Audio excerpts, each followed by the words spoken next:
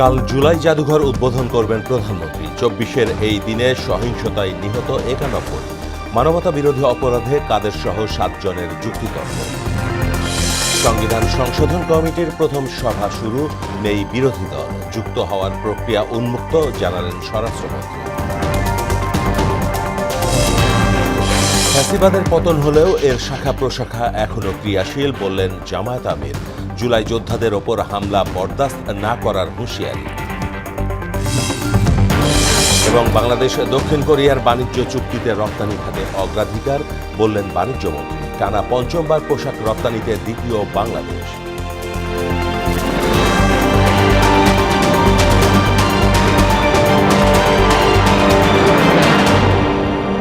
আসসালামু আলাইকুম, স্বাগত মোহনা সংবাদে। এতক্ষণ শুনছিলেন শিরোনাম।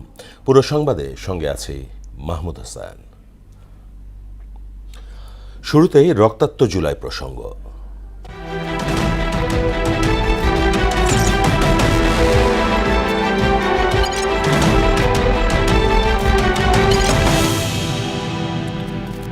কাল উদ্বোধন করা হবে জুলাই গণ অভ্যুত্থান স্মৃতি জাদুঘর। সকাল ৯টায় প্রধানমন্ত্রী তারেক রহমান এর উদ্বোধন করবেন। পরে তা সর্বসাধারণের জন্য উন্মুক্ত করা হবে বলে সংস্কৃতি বিষয়ক মন্ত্রণালয় থেকে জানানো হয়েছে। জাদুঘরে জুলাই গণ অভ্যুত্থানের আলোকচিত্র, ভিডিও, দলিল দস্তাবেজ, শহীদের স্মৃতিচিহ্ন এবং প্রত্যক্ষদর্শীদের সাক্ষ্য সংরক্ষণ করা হয়েছে। পাশাপাশি শিক্ষার্থী, গবেষক ও ইতিহাস আগ্রহীদের জন্য বিশেষ কর্মসূচি, গাইডেড ট্যুর এবং অনলাইনে টিকিট সংগ্রহের ব্যবস্থাও রাখা হচ্ছে।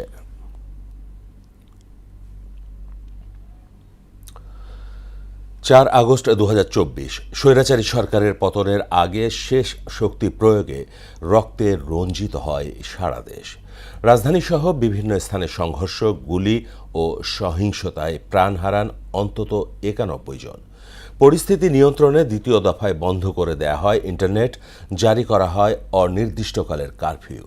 পরিস্থিতি ভয়াবহ হয়ে উঠলে একদিন এগিয়ে আনা হয় আন্দোলনের গুরুত্বপূর্ণ কর্মসূচি মার্চ টু ঢাকা। নাজমুল ইসলামের প্রতিবেদন।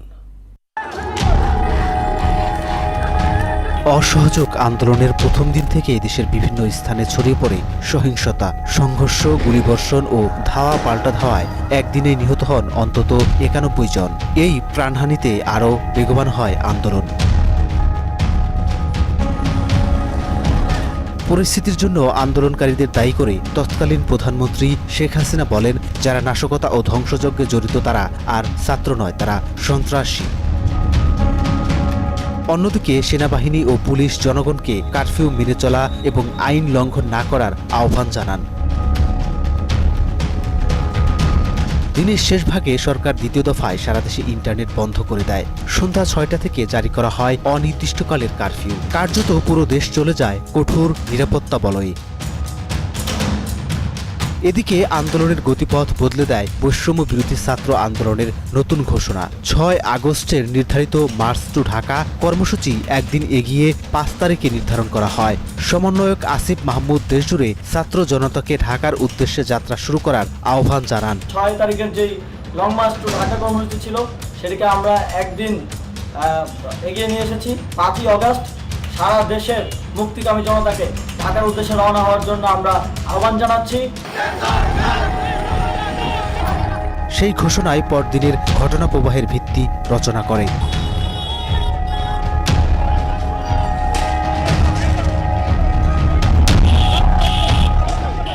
নাজমুল ইসলাম, মোহনা সংবাদ, ঢাকা। ৩৫ জুলাই শেরপুরে গুলি ও ম্যাজিস্ট্রেটের গাড়ি চাপায় নিহত হয়েছিলেন ৩ শিক্ষার্থী। ২ বছর পেরিয়ে গেলেও আইনি জটিলতায় বিচার নিয়ে শঙ্কায় রয়েছেন শহীদ পরিবারের সদস্যরা। হত্যাকারীদের দ্রুত গ্রেফতার ও বিচারের দাবি জানিয়েছেন স্বজনরা। আর পুলিশ বলছে আদালতে অভিযোগপত্র দাখিল করা হয়েছে। অপরাধীদের গ্রেপ্তারে অভিযান চলমান রয়েছে। মইনুল হোসেন প্লাবনের পাঠানো তথ্যচিত্রে তাহসিন তারিনের প্রতিবেদন। হাসিনা সরকার পতনের আগের দিন বিকেলে শেরপুর শহরের কলেজ মোড়ে জেলা প্রশাসনের নির্বাহী ম্যাজিস্ট্রেটের গাড়ি চাপায় শহীদ হন শিক্ষার্থী মাহবুব আলম ও শারদুল আশিস সৌরভ। এর কিছুক্ষণ আগে আওয়ামী লীগ নেতাদের গুলিতে মারা যান সবুজ নামের আরও এক শিক্ষার্থী। হত্যা মামলায় কয়েকজন আসামি গ্রেফতার হলেও রাঘব বোয়ালরা রয়ে গেছে ধরাছোঁয়ার বাইরে। গ্রেফতার এড়াতে স্থানীয় আওয়ামী প্রভাবশালী নেতারা পালিয়েছেন দেশ ছেড়ে। মূল হত্যাকারীদের আইনের আওতায় এনে শাস্তি নিশ্চিতের দাবি শহীদ পরিবার ও স্বজনদের। গাড়ি চাপাই যে আমার ছেলেটারে মাইরা ফেললো ম্যাজিস্ট্রেটের গাড়ি, আমার ছেলের জন্য সঠিক বিচারটা।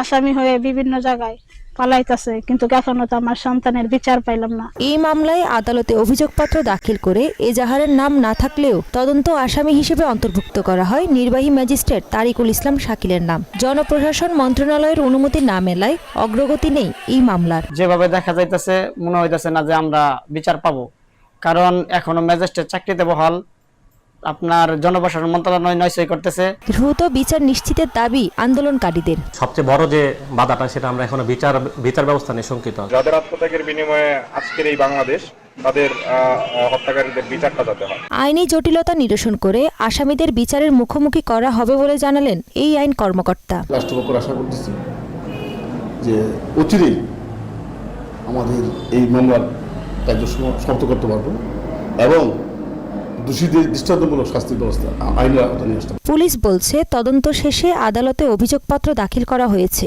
আর আসামিদের গ্রেফতারেও অভিযান অব্যাহত রয়েছে। 3টি হত্যা মামলারই আমরা ইতিমধ্যে চার্জশিট প্রদান করেছি, আর বাকি 3টি মামলা প্রক্রিয়াধীন আছে। আমরা আশা করতে পারি যে খুব দ্রুতই আমরা এগুলোকে চার্জশিট দিতে পারব।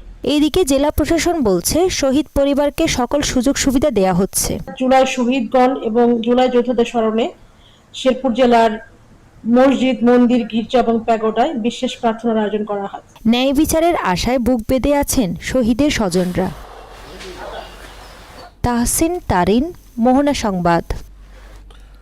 ওবায়দুল কাদের সহ কার্যক্রম নিষিদ্ধ আওয়ামী লীগের 7 জনের বিরুদ্ধে জুলাই আন্দোলনে সংঘটিত মানবতা বিরোধী অপরাধ মামলায় যুক্তিতর্ক শুরু হয়েছে। বিচারপতি নজরুল ইসলাম চৌধুরীর নেতৃত্বাধীন আন্তর্জাতিক অপরাধ ট্রাইব্যুনাল 2-এ চলছে এই বিচারিক কার্যক্রম। প্রথমে যুক্তিতর্ক তুলে ধরেন প্রসিকিউশন পক্ষ, পরে শুরু হয় আসামি পক্ষের পর্ব। এর আগে 2রা আগস্ট মামলার সাক্ষ্য গ্রহণ পর্ব শেষ হয়। তদন্ত কর্মকর্তা সহ মোট 28 জন এ মামলায় সাক্ষ্য দেন। এ মামলার সব আসামি পলাতক।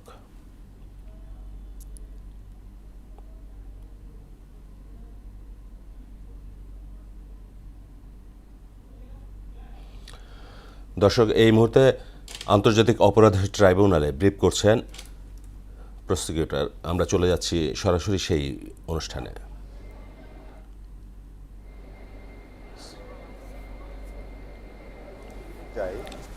আমি মনে করি যে এই 1 থেকে 1.5 বছরের মধ্যে যে 6টা মামলার বিচার কার্য শেষ করতে আমরা পেরেছি, এটা আমি মনে করি যে অত্যন্ত দ্রুততম সময়ের মধ্যেই এবং পাশাপাশি স্বচ্ছতা এবং নিরপেক্ষতার মধ্যে এবং আন্তর্জাতিক মান বজায় রেখে আমরা এই 6টি মামলার বিচার কার্য সম্পন্ন হয়েছে। এবং আমি মনে করি যে এর চেয়েও যদি দ্রুত আর বিচার কার্য করেন তাহলে এই বিচার নিয়ে জনমনে প্রশ্ন দেখা দিতে পারে। তো সেই কারণে আমি মনে করি যেটা স্বচ্ছতার সাথে এবং স্বাভাবিক গতিতে এগোচ্ছে। আর আরও প্রায় আমাদের 3টি মামলা এই মাসেই ইনশাল্লাহ রায়ের জন্য অপেক্ষমান। আজকেও আপনারা জানেন যে আমাদের একজন আসামি ওবায়দুল কাদের, তার মামলার যুক্তিতর্কের শুনানি চলছে। মাহবুবুল আলম হানিফ সাহেবের মামলায়ও যুক্তিতর্ক শেষ, রায় যে কোনো দিন হতে পারে। আমাদের যাত্রাবাড়ি তাইম ভুঁইয়া যে অত্যন্ত নৃশংসভাবে যে হত্যাকাণ্ডটা সংঘটিত হয়েছিল, সেটারও যুক্তিতর্কের শুনানি কয়েকদিনের মধ্যে শুরু হবে। এবং আরও কয়েকটি মামলা কিন্তু বিচার কার্যের প্রায় শেষ পর্যায়ে। আমরা মোটা দাগে যদি বলি যে জিয়াউল আহসান, যে তার মামলার সাক্ষী প্রমাণের প্রায় শেষ পর্যায়ে, আমরা খুব বেশি সময় নেব না।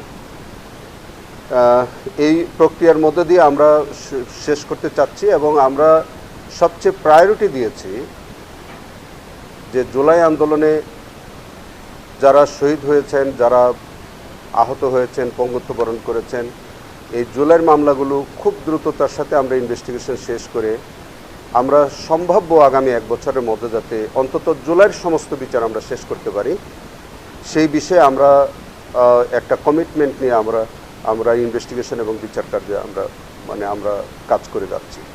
পাশাপাশি আমাদের যারা ক্রসফায়ারে যে ঘটনা ঘটেছে, সারা দেশে প্রায় 3000-এর অধিক সেই মামলাগুলো আমরা ইনভেস্টিগেশন করছি, অনেকগুলো রিপোর্ট হয়েছে। ইতিমধ্যে আপনারা জানেন কক্সবাজারে যে কাউন্সিলের একরাম হত্যা, সেই মামলার বিচার কার্য আমরা শুরু করেছি। শাপলা চত্বরের বিচার কার্য আমরা শুরু করেছি। এরকম মোটামুটি অনেকগুলো বিচার কার্য কিন্তু আমরা শুরু করেছি। আর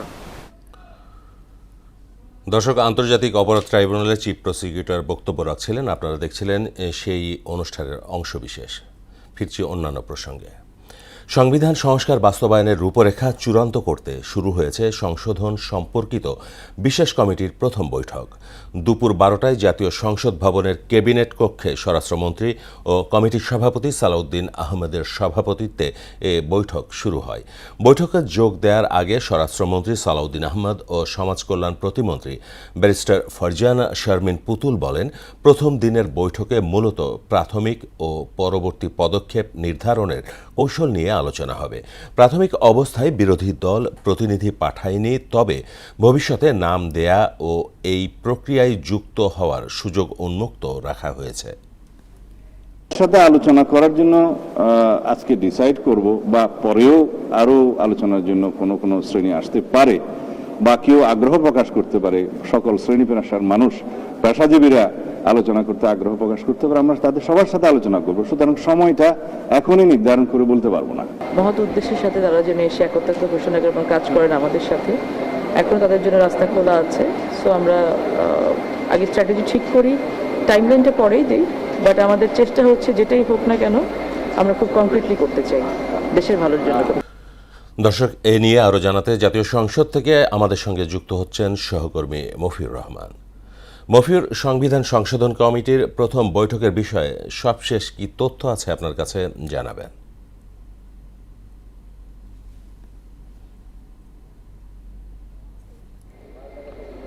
ধন্যবাদ মাহবুব। আপনি যেমনটি বলছিলেন যে এখানে 12টার কিছু পরে বৈঠকটি শুরু হয়েছে। এই বৈঠকে আজকে সভাপতিত্ব করছেন, এই বৈঠকের যে সভাপতি, সংবিধান সংশোধন কমিটির সভাপতি স্বরাষ্ট্রমন্ত্রী সালাউদ্দিন আহমেদ, তার নেতৃত্বে আসলে বৈঠকটি 12:30টার দিকে শুরু হয়েছে। এখানে আজকে বৈঠকে যে সমস্ত বিষয় আলোচিত হবে সেটা হচ্ছে আজকে প্রাথমিক বিষয়গুলি মূলত আলোচনা হবে। সেখানে হচ্ছে জাতীয় সংবিধানের যে প্রয়োজনীয় সংশোধনগুলো করা হবে, সেটিগুলো হচ্ছে সংবিধান সংশোধন কমিটির যে বিশেষ বৈঠকটি, সেটিতে বৈঠকের লেভেল 2 শুরু হয়েছে। এখানে জাতীয় জুলাই সনদ যেটি রয়েছে, সেটির যেই বিষয়গুলো ক্ষমতাসীন দল বিএনপি যেগুলোতে একমত হয়েছে সেগুলো নিয়ে আলোচনা হবে। সেগুলো আসলে একটু আগে স্বরাষ্ট্রমন্ত্রী বললেন যে সেগুলো যে সংবিধানে যুক্ত করা হবে। একই সাথে বৈঠকে যেখানে হচ্ছে বিরোধী দল যারা এখনো যুক্ত হয়নি তাদের যুক্ত হওয়ার একটি সুযোগ রয়েছে। আমরা স্বরাষ্ট্রমন্ত্রীর কাছে জানতে চেয়েছিলাম যে তারা কি যদি যুক্ত না হয় তাহলে তাদের মতামত কিভাবে নেওয়া হবে। স্বরাষ্ট্রমন্ত্রী তখন বললেন যে তাদের মতামত তাদের কাছে গিয়ে নেওয়া হবে। এখানে যে সংশোধনটি করা হবে সেখানে হচ্ছে সাধারণ মানুষের মতামত, বিচারপতিদের মতামত, তারপরে সমাজের বিভিন্ন স্তরের মানুষের মতামত এখানে নেওয়া হবে। বৈঠকে ঢোকার আগে যিনি কথা বলেছিলেন সমাজ কল্যাণ প্রতিমন্ত্রী ফারজানা শারমিন পুতুল, তিনি আসলে যেটি বলেছিলেন যে প্রথম কমিটির বৈঠক হবে এটিতে তেমন রোডম্যাপ চূড়ান্ত করা হবে। বিরোধী দলের প্রসঙ্গে তিনি বলেছিলেন যে এখনও তারা যুক্ত হয়নি, যে 12 জনের যে কমিটি, 17 জনের কমিটির মধ্যে 12 জন আছেন সরকারি দল সহ বিভিন্ন রাজনৈতিক দলের। এই 12 জন নিয়ে মূলত আলোচনা হচ্ছে আজকে।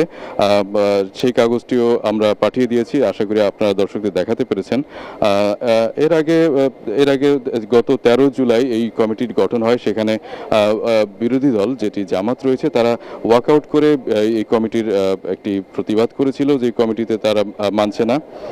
এছাড়া সংবিধানের গণভোটের দাবি, এটা তারা না মানার কারণ হচ্ছে সংবিধান সংস্কার ও গণভোটের দাবি তারা যেটি করেছিল যে এটি যুক্ত করা হয়নি, সেইটি করেই তারা প্রতিবাদ করে তারা আসলে ওয়াকআউট করে চলে গিয়েছিল। তো এখানে আরেকটি বিষয় আপনাকে বলে রাখি, এই মিটিংটি আসলে আরও চলমান থাকবে, বেশ কিছুদিন চলবে, যতদিন মানুষের সকলের এখানে মতামত না পাবে ততদিন এই মিটিংটি চলবে। মিটিং এখনও চলছে, মিটিংয়ে কিছুক্ষণ পর আইনমন্ত্রী কথা বলবেন বা অন্যান্য মন্ত্রী পরিষদের সদস্যরা রয়েছেন, মিটিংয়ে যে কমিটির যে সদস্যরা রয়েছেন তারাও কিছুক্ষণ পর কথা বলবেন। কথা বললে তখন আপনার মাধ্যমে আমরা আবার দর্শকদের জানিয়ে দেবো যে তারা আসলে আজকে কি রোডম্যাপ চূড়ান্ত করলেন, পরবর্তীতে কি সিদ্ধান্ত উপনীত হচ্ছেন সেটি আমরা আপনাদেরকে আরও পরে জানিয়ে দিতে পারবো। মাহমুদ, এই ছিল সংসদ থেকে আমার কাছে সর্বশেষ তথ্য। মফির, আপনাকে ধন্যবাদ। মুক্তিযোদ্ধাদের তালিকা করা হলেও শহীদদের তালিকা 50 বছর পরেও তৈরি না হওয়া কষ্টের বলে জানিয়েছেন বাংলাদেশ জামায়াতে ইসলামের আমির ডাক্তার শফিকুর রহমান।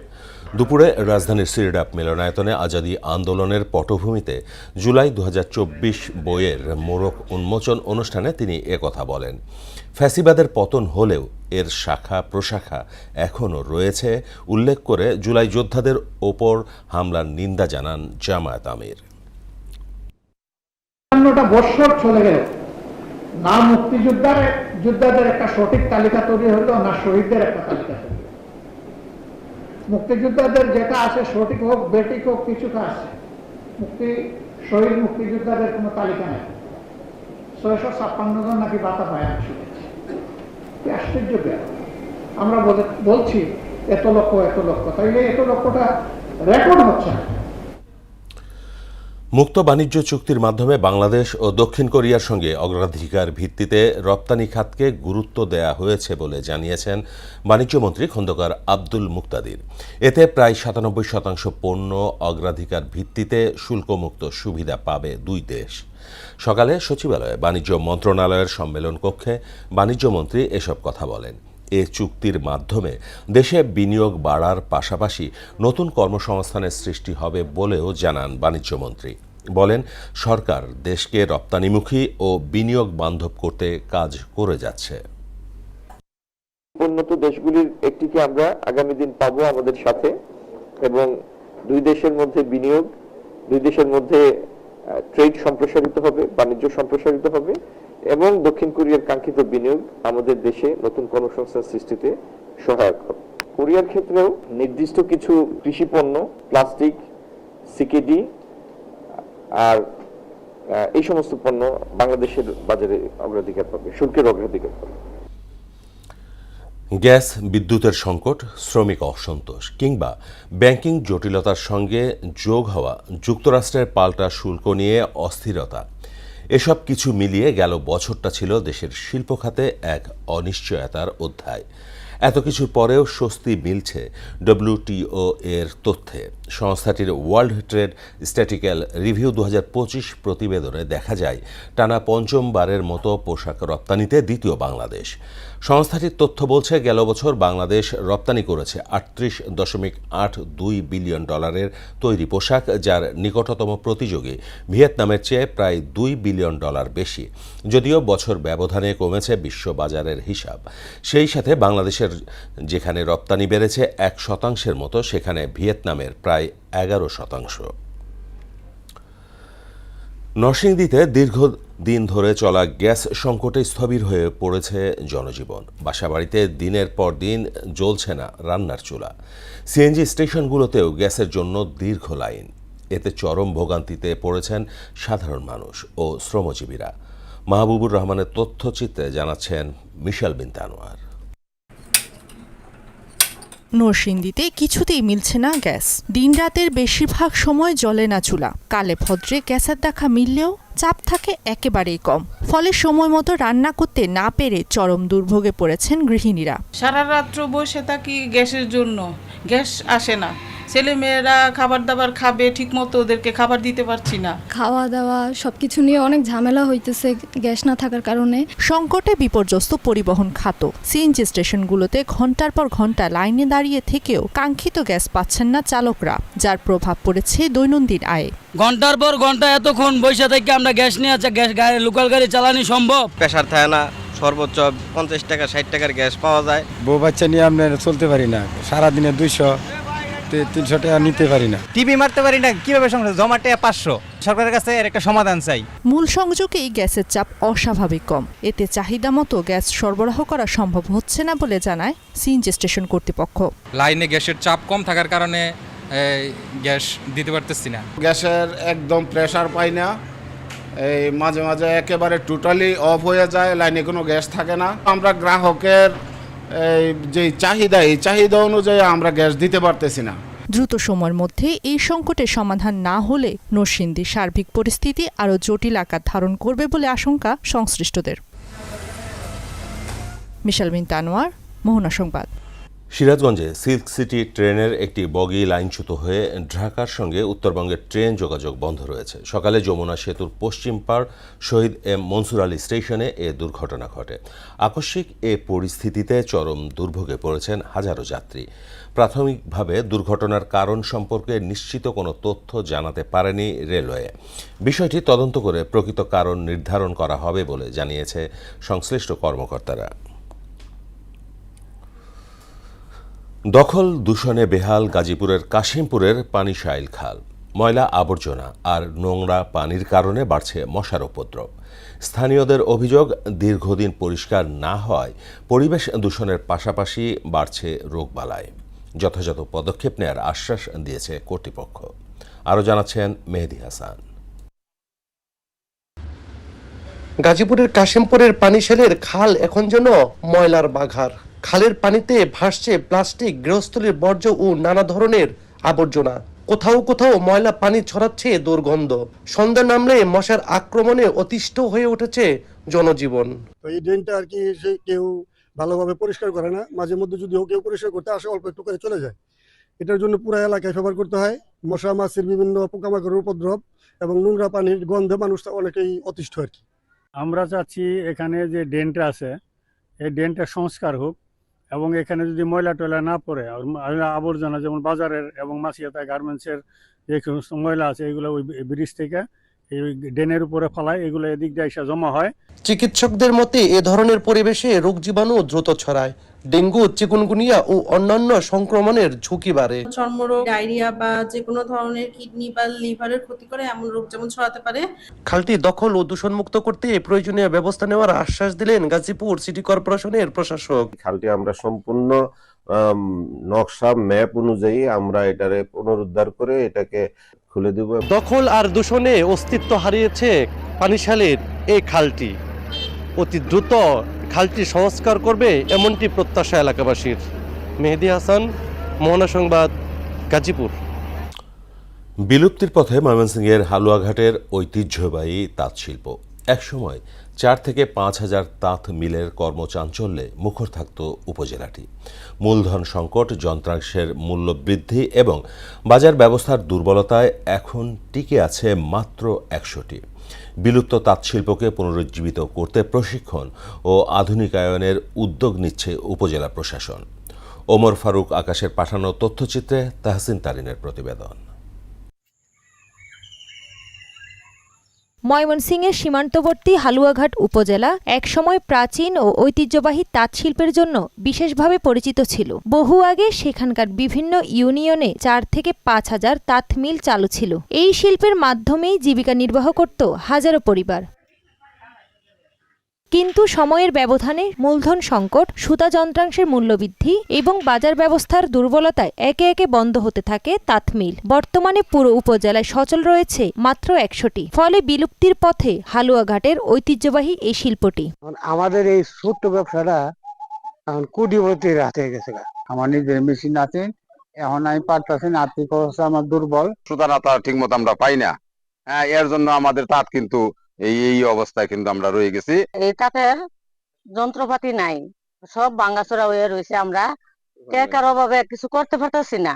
এই ব্যবসার সঙ্গে জড়িত নেতাদের আশা, স্থায়ীভাবে যন্ত্রাংশের সহজলভ্যতা এবং উৎপাদিত পণ্যের বাজারজাত নিশ্চিত হলে শিল্পটি আবার ঘুরে দাঁড়াতে পারবে। পুনরায় যদি আমাদের তাঁত শিল্প বিকশিত হয় এবং বিকশিত সরকার সহযোগিতা করে, পুনরায় আমাদের তাঁত শিল্পের এই লোকগুলো আবার তাঁত শিল্পে ফিরে আসবে। বিলুপ্তির পথে থাকা তাঁত শিল্পকে পুনর্জীবিত করতে ইতোমধ্যে বিভিন্ন উদ্যোগ নিয়েছে উপজেলা প্রশাসন, যার মধ্যে রয়েছে প্রশিক্ষণের ব্যবস্থা, তাঁতপল্লী গঠন ও ব্র্যান্ডিংয়ের ব্যবস্থা করা। তাঁত শিল্পের যারা কাজ করতে আগ্রহী, স্বপ্রণোদিতভাবে যারা আগ্রহী, তাদেরকে নিয়ে উপজেলা প্রশাসনের তত্ত্বাবধানে আমরা প্রাথমিকভাবে আমরা একটা তাঁতপল্লী স্থাপন করার চেষ্টা করছি, যেখানে আমরা আমাদের যে পণ্যগুলো আছে সেগুলো উৎপাদন করা হবে। প্রশিক্ষণ, আধুনিকায়ন, বাজার সম্প্রসারণ এবং সরকারি পৃষ্ঠপোষকতার সমন্বিত উদ্যোগ বাস্তবায়ন হলে এক সময়ের ঐতিহ্যবাহী হালুয়াঘাটের তাঁতশিল্প ফিরে পেতে পারে তার হারানো গৌরব। সেই আশাতেই দিন গুনছেন এই অঞ্চলের শতাধিক তাঁতি পরিবার।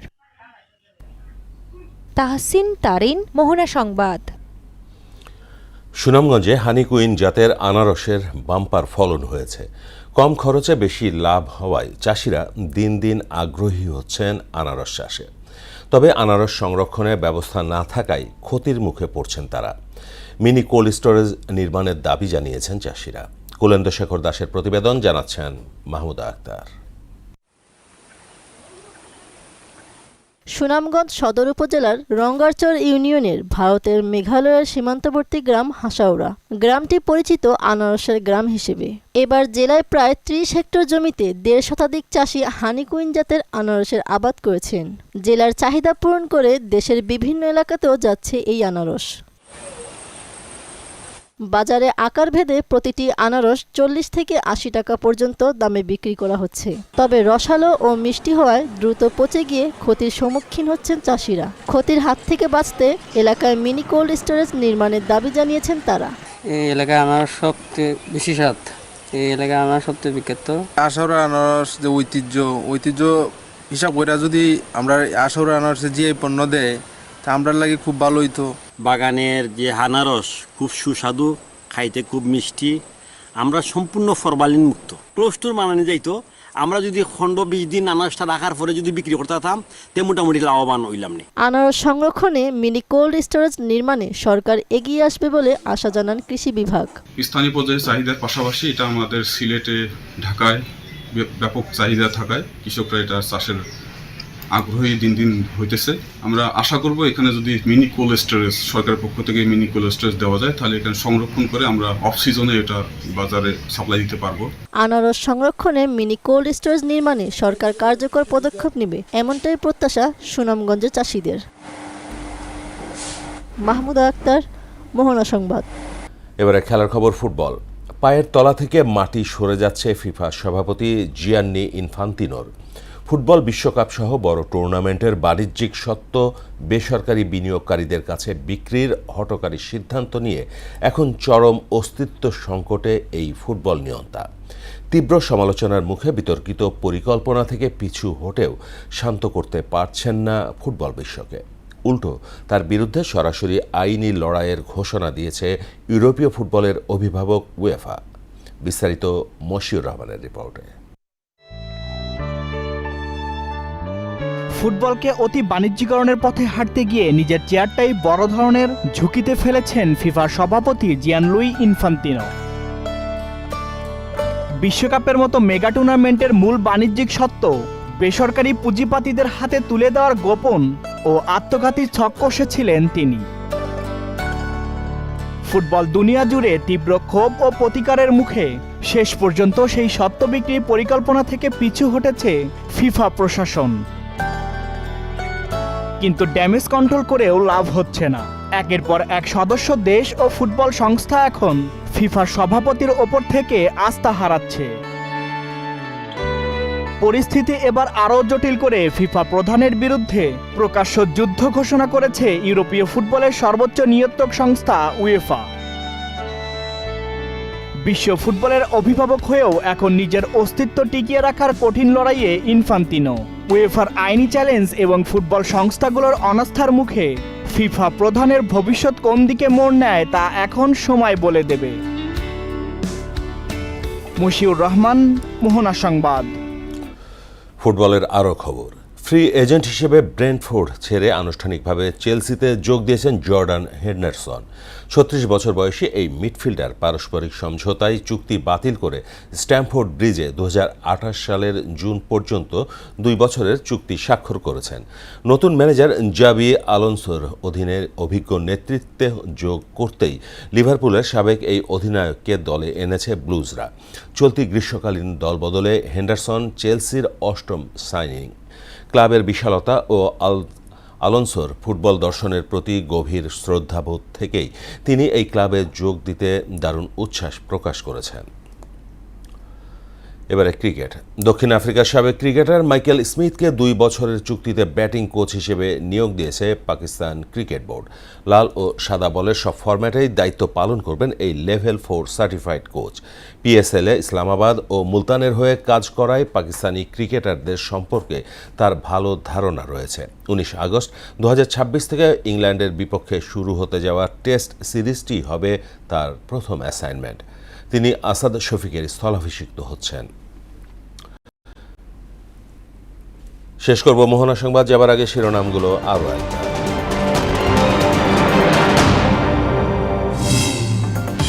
কাল জুলাই জাদুঘর উদ্বোধন করবেন প্রধানমন্ত্রী। ২৪-এর এই দিনে সহিংসতায় নিহত ৯১। মানবতা বিরোধী অপরাধে কাদের সহ ৭ জনের যুক্তিতর্ক। সংবিধান সংশোধন কমিটির প্রথম সভা শুরু, নেই বিরোধী দল। যুক্ত হওয়ার প্রক্রিয়া উন্মুক্ত, জানালেন স্বরাষ্ট্রমন্ত্রী। ফ্যাসিবাদের পতন হলেও এর শাখা প্রশাখা এখনও ক্রিয়াশীল, বললেন জামায়াত আমির। জুলাই যোদ্ধাদের ওপর হামলা বরদাস্ত না করার হুঁশিয়ারি। এবং বাংলাদেশ দক্ষিণ কোরিয়ার বাণিজ্য চুক্তিতে রপ্তানি খাতে অগ্রাধিকার, বললেন বাণিজ্যমন্ত্রী। টানা পঞ্চমবার পোশাক রপ্তানিতে দ্বিতীয় বাংলাদেশ। এই ছিল মোহনা সংবাদে। পরবর্তী সংবাদ বিকেল 5:30টায়। এর আগে বিকেল 3টায় দেখবেন সংবাদ এক নজরে। মোহনার সবশেষ খবর জানতে ভিজিট করুন www.mohana.tv। সংবাদ দেখতে পারেন ফেসবুক ও ইউটিউবে। এতক্ষণ সঙ্গে থাকার জন্য সবাইকে